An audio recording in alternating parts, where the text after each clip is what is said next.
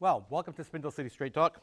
I'm CJ Ferry, and I'm doing this solo today as Chipper is at an important meeting regarding the failure or the presumed failure of the city's negotiations and implementation of the health insurance plan that it wanted to switch over to. As we know, the city wanted to go to GIC, but the GIC plan failed, and instead, they negotiated with Blue Cross Blue Shield to be the provider with a premium plan, but they don't have the money because, of course, we don't know where it went. So they're talking about numbers, and Chipper wants to bring you those numbers on our next show. So, Chip, good luck on that investigation, and please let us know. And now talking about some of Fall River's new and wonderful issues that are happening, and I think one of the things that we need to talk about, and this basically affects and has a strong impact on the Niagara neighborhood, which is Watuppa Heights. Prior to the taping of this show, our three state representatives and our state senator, Mike Rodrigues, were here taping their show, Voices from the Hill.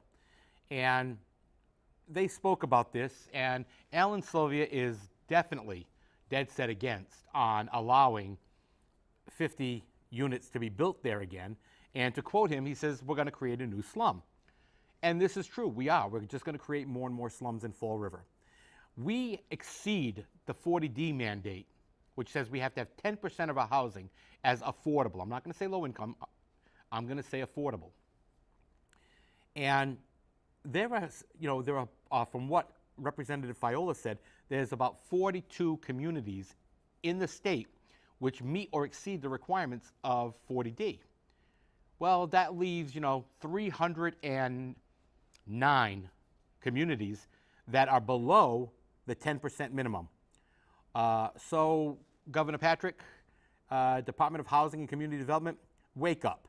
Stop making the other cities and towns suck up the 10%. Fall River's done its share. It's time that it stops. We can no longer afford the influx of the poor and undeserving, as they like to be called sometimes. I shouldn't say like to be called, but they are called that. I know for a fact that residents from Fall River have been imported here from other states because their housing authorities are paying them to move to Fall River, New Bedford, Lowell. I know many came here from Pennsylvania. Representative Sylvia said today that he knows of a new resident in Fall River who moved here with no job, no income, and got housing and everything he needed through the social service programs that we provide. This is Fall River's biggest problem. We are the social service mecca of the world. And it's sad because for a long time, and this started with Housing Authority Director Richard Viveris many moons ago, ads would be taken out across the country saying, come to Fall River, we'll give you welfare and housing, et cetera, et cetera. And so people did come. And it's time that we stop that. We want businesses. We don't want more burdens on our own society. These influx of people put a burden on our school system, our social services, our medical, our legal, and those services aren't being appropriately reimbursed to the city by the state. So we look at this and we say, well, how can we deny all these people help? We're not saying we got to deny people help, but Fall River has done its share. Let's see if Wellesley will pick up the ball. Let's see if Newton will pick up the ball. Let's see if Cambridge will pick up the ball.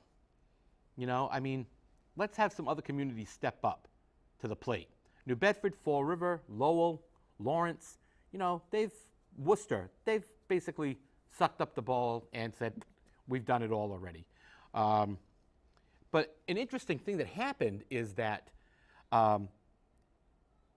in 2002, a law was passed, special legislation, that restricted the use of the Watuppa Heights site for single-family homes. Now, the city, according to reports, wants to present another plan of 13 houses, that will be built 13 houses for people at the 80% margin, okay? And 13 units built at the 50% income margin. But we have to ask, why? The Fall River Housing Authority has already been authorized by the Department of Housing and Community Development to put out an RFP, a request for proposals, on the building of 50 units of low-income apartments. And we have to say, why? You know, there's a law that says no, it's got to be used for single-family units. But again, you know, the state is violating its own laws.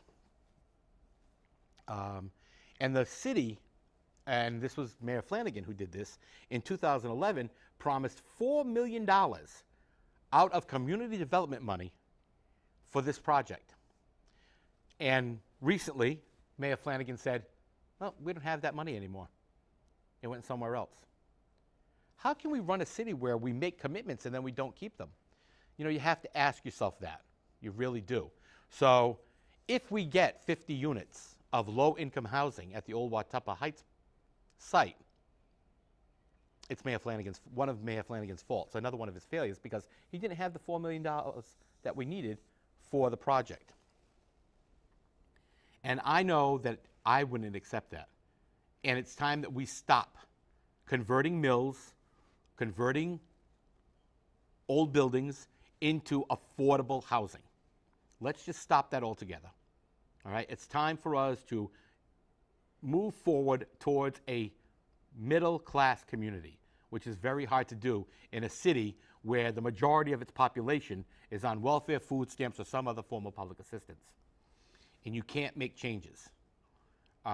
You know, many of us, I included, grew up in families that received some form of public assistance, whether it be free lunch or reduced lunch or whatever the case may be. But we broke the chain and went and did something. And that's what we have to do. The problem is that Fall River has a great number of people who just stay on the system because it's actually cheaper for them to stay on the system. And they move to places like Fall River because all their social services are met. And we have to stop that. Because again, these social service companies don't pay taxes. And that's why the city wants to go with pay in lieu of taxes, which I think is another great idea. Another one of Fall River's great and mystical properties that we see on a regular basis, political cronyism. And it was announced that BCC appointed Jennifer Menard as the new dean of grants development. I think Mommy just had that position or something similar to that position. And the hiring people here at Bristol Community College said very clearly, because of the political cronyism, we don't want to handle this. So we're going to let President Sprague handle all the interviews. And he handled all the interviews. Now, I wish I would have known at that time, because I would have placed a bet that Jennifer Menard got the job. Because this is political cronyism at its best. Jennifer Menard was hired because of who Mommy was. And we firmly believe that. And if not, it looks that way. And sometimes it's not the actual, but the appearance of the impropriety. And that's what it looks like here. Joan Menard got a job here after she retired from the Senate, making $100,000 and some odd a year, like she needed that, with all her time in as a teacher and a representative and then a senator. And then she got a political job here, making $100,000 and some odd a year, which she barely did anything except make appearances. And we have to say, why? Now she retires, but she stays on as a consultant. And she also stays on at Diamond on the school board. So she's still deriving a pay there. And why is she doing this? I have to ask myself. This is political cronyism at its best. But you'll never see our House or Senate pass legislation which says that if you are a former political elected official or political appointee, if you leave your job or you're voted out, you cannot accept a position with state, county, or municipal entities for 4 years. Because, then nobody's going to have a job. Then we won't be able to give people stuff. And it just looks a little weird because Joan Menard's family seems to be taken care of very well by the Commonwealth and the taxpayer. She has one daughter that's a clerk magistrate or assistant magistrates of the court. Now she has another one that's the dean of grants development over here at Bristol Community College, taking mommy's position. And granted, she may be qualified, and she's coming from UMass Dartmouth. But again, she's coming from one state facility to another with the name Menard after her name. Now, do people need to be vilified because of what their last name is? Do they need to be held to a different standard that others may be held to? Sometimes you have to say yes. I know that Bristol Community College is not an easy place to get a job. I know that for a fact. I know many people who have applied for jobs here who were amply qualified for them, and they were never hired. But a political flunky or a political crony was hired, because that's the way the city of Fall River and the Commonwealth of Massachusetts works, because you elect them and then you protect them. And we can't do that anymore. We have to stop protecting people and giving everybody a job. We are not the employment agency. This keeps bringing up our taxes. And, you know, neither a liberal or a conservative or in the middle, you have to look at what is liberalism doing for Massachusetts right now. And I don't want to go from one extreme to the other and say, well, now we need to become super conservative.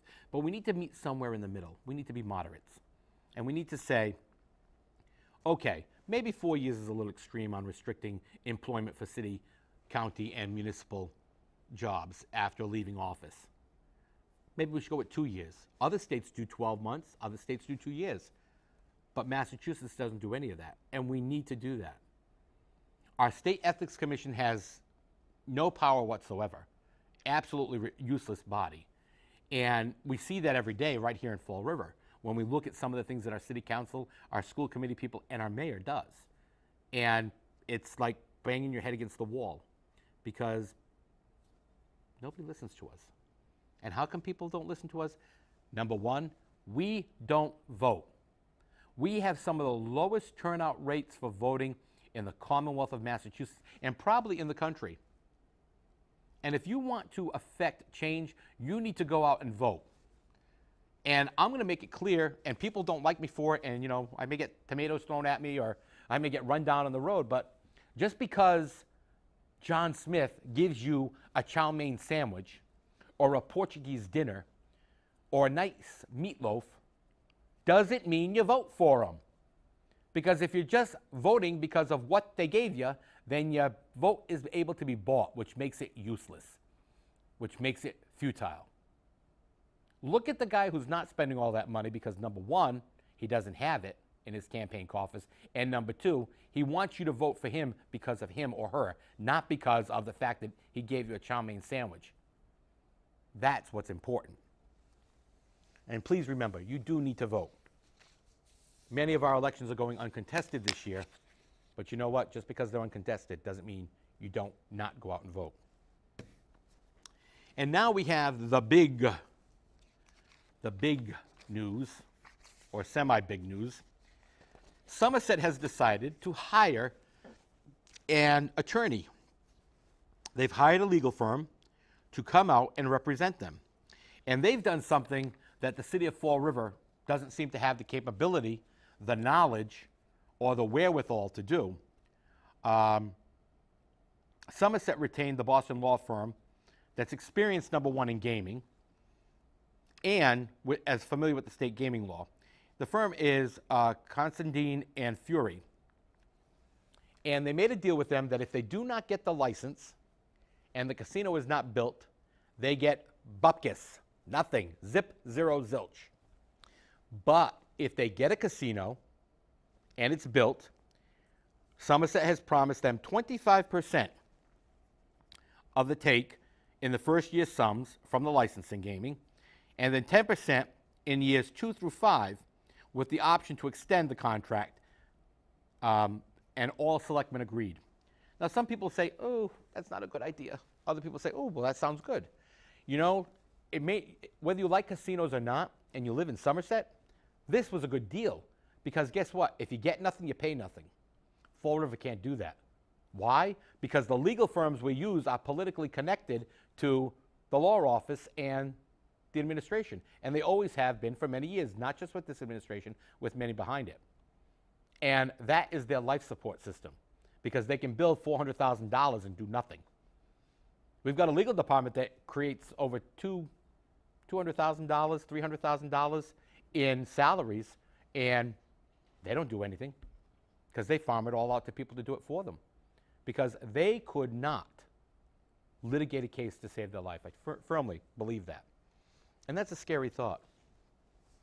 But Somerset has done this, and I do believe that today is Friday, June 20th, and I do believe that the Supreme Judicial Court is going to rule today, if not today, it will be Monday, on whether or not the question of whether to repeal legal gaming from the Commonwealth. Which means if that question, that referendum question, passes in November, legal gaming will no longer exist in the Commonwealth of Massachusetts. And the Gaming Commission was smart in this one, because what they did was they turned around and they issued a license before the Supreme Judicial Court could rule, which kind of puts us on the hook, because they issued a license to the Springfield area for, I believe it's MGM, to open a casino there. Now, you'll notice MGM has not started construction. They haven't done anything yet, but they have the license. Now, the questions that have come up are, if this law gets repealed, what happens to the existing license? And if construction is started, what happens to the construction? Well, we've talked about this in previous shows, and we know that if this law gets repealed, it's very easy for the state to just refund the monies that have been paid to the state for these licenses. Does the state want to do that? No. Will they have to? Most likely. But then the casinos are going to ask, what about the money we've put out for planning, for construction, for architecture, for legal services? Where are they going to get that back? Well, I think they're going to kind of be out of luck. That's going to be kind of what you call the cost of doing business. And that's questionable. We already know that Foxwoods, which had a deal with Fall River and it fell through, which on this show we told you it will fall through. We're being told that we're naysayers, we're so negative. We're not negative. We look at the facts that are out there, we review them, we go over them over and over again, and we investigate what we're looking at. And we knew Foxwoods was already in bankruptcy. They were already overburdened with debt. And even though Scott Butera has said, we're doing a great job on restructuring our debt. Restructuring our debt means they're taking out another loan to pay off a loan. That's all that is. They're just moving the debt around. And we can't do that. And neither can a business. And the problem that we're going to have is with a company like Foxwoods is, as you notice, Foxwoods that owns the casino in Mashantucket, they're on tribal land.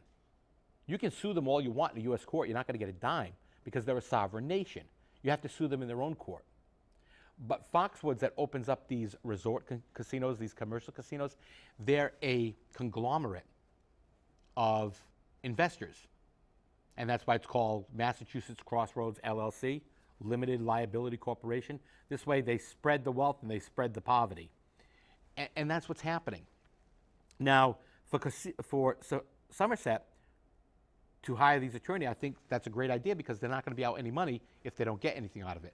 But now Fall River, New Bedford, and Taunton are all in the same boat that they want to vie for a casino. Well, Mr. Mayor, you've had 3 bites at the apple, and each time you brought up worms. You failed. So how many times are we going to keep trying and failing, and how much is it going to cost us to do that? And we have to look at it very, very realistically. Right now, they're not even going to look at issuing a license for Region C, which is the South Coast, until March of 2015. So people have until that date to apply, and that's why all these other cities have jumped on board. The problem we have is November. What happens if it's repealed? And we're putting all our bets into one bucket, and we have to stop doing that. Just like we have to stop, wondering what's going to happen when the spaghetti ramps are gone. When the spaghetti ramps are gone, we have no spaghetti ramps. But we don't have a plan in place from our Office of Economic Disaster, from our city administration, from our city planners. We have nothing in place to say what we're going to do with this boulevard. And that in itself is a scary thought. Are we just going to react instead of be proactive? We have to stop doing that. We have to be a city which is proactive, which plans things, and not take out master plans all over the country and stick them on a shelf. I probably got enough wallpaper there to redo a few rooms with all those master plans. And we've spent millions of dollars for each one, and they do nothing. So talk to your city council, talk to your mayor, and tell them, plan. Please plan for something. And while we're on to planning, I investigated how much money is being sent to Fall River under Chapter 70, which is the money for the schools. And the House has approved $102,900,000 and some odd $1,000, almost $103 million. I don't know what the Senate's approved as of today. I have been waiting to get that amount back. And then both those will meet in what's called a committee to work out the numbers. But if the city is getting $103 million right now, that we know of for sure, it's at least 103, and the mayor's only proposing a $97 million budget for the school department, you have to ask, where's the other $6 million? And we said this on the last show and several shows before. Further investigation reveals that the reason we're given extra money, and this is the explanation we're given, but may not be entirely accurate, some of that money has to go to Diamond, some of that money has to go to Bristol Agricultural, some has to go to the Atlantis Charter School, and now some of it has to go to the new Argosy Charter School. But the thing that the mayor is not telling anybody, and the thing that a lot of people have missed, is that the city is going to get back 100% reimbursement for the Argosy Charter School payouts. So they're not losing anything there. So let's remove that right out of the budget. And let's look at previous year's payouts to the other school systems and find out what's left. Oh, wait, we can't do that either. You know why? Because the city charges the school department for every little thing that the city does. When I went to school in Fall River, we learned. Our classrooms were between 24, 25, and 30 students. Every kid in the classroom knew who the other kid was. We knew everybody who was in the school. We kind of looked out for each other. We kind of beat the crap out of each other. But we had fun, you got into a fight in school. You hit this one, they hit that one, boom, it was over. You were out playing baseball again later. Now the kids don't know who's in their school because our schools are so large. And these large schools were determined to be a failure prior to the city of Fall River completing its first construction. But they still pursued it because they thought, well, if we combine them all in one place, we'll have less expense. Well, yeah, you have less expense, but you also have less learning. And we have to stop that, okay? Are we going to get back small schools? Probably not anytime soon. But we need to work with the school committee and with the administration on developing plans to solve these problems.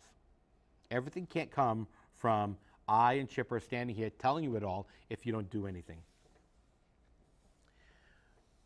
So please, meet with those people. And I have to also look at, with the political season coming up, we're seeing a lot of people starting to take advertisements and planning times. And the mayor has planned one already, and his election season doesn't come up until next year. And Melissa Panchley has done the same thing, and she's held one or is holding an event over at BK's Tavern. That's her father's place, by the way. And in the last election, we had questions about the payment for all the advertisement on WSAR radio. Now the questions are going to become how much you actually paying for the services at BK's Tavern, and then also looking at what you're paying for WSAR Radio. She raised a lot of money in the last election for a school committee position, and you have to ask why. But please, remember what I said earlier. Don't vote for somebody because they gave you a chow mein sandwich or a chicken dinner. And I think I'll close the show out today. We've got about 3 minutes left, 4 minutes, about pay as you throw. I will be the first to admit that yesterday, on June 19th, the Department of Community Maintenance came by my properties and picked up my green trash barrels. I have privatized my trash pickup with a private company.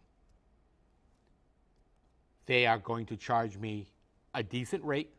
I won't have to worry about fines. I don't have to sort my trash if I choose not to. And this company already sorts the trash. They sort out all the recyclables. They sort out all the organic waste. And they have a 95 to 99% success rate in their recycling from the trash that they pick up and dispose of. So for Ken Pacheco to say, we need an ordinance that stops these trash haulers from picking up the trash and not recycling it, that is nothing but a way to preserve your pay-as-you-throw fee. And that isn't acceptable. You, as the viewer, you as a citizen of Fall River, you as a property owner in the city of Fall River have options. And you need to look at them. And as a property owner, you need to do it the way I did it. I have to look at the pluses and the minuses and the dollars and the cents. I have 2 of the same size barrels I had before, and it's going to cost me less money than if I filled the old city barrels with pay-as-you-throw bags. And I don't have to worry about one of my tenants missing a bag or putting it in a hefty and getting a fine. And I think that will work out better. The other problem I have, and many other people have it too, is we will not have a separate Department of Waste Management. We will still be with DCM. And again, as I stated in a previous show, I don't believe that Ken Pacheco is going to misappropriate or misuse the funds or the department, but there could be an appearance of that type of impropriety. So I would suggest that the City Council, the Mayor, and Ken Pacheco look at creating a separate Department of Waste Management and letting that be the enterprise department, an enterprise fund department, and they will have to fund themselves. And that's the big problem with pay-as-you-throw, because they do have to fund themselves as an enterprise fund. Therefore, if they don't meet the necessary dollar figures to pay the bills, they're going to raise the price of those bags. And as the price of the bags go up, so does it coming out of your pocket. I want to thank you for watching today. I'm sorry it may seem a little boring. I can't believe I actually was able to go for a half an hour. But thank you for watching. Have a great day, and we'll catch you again on the next show.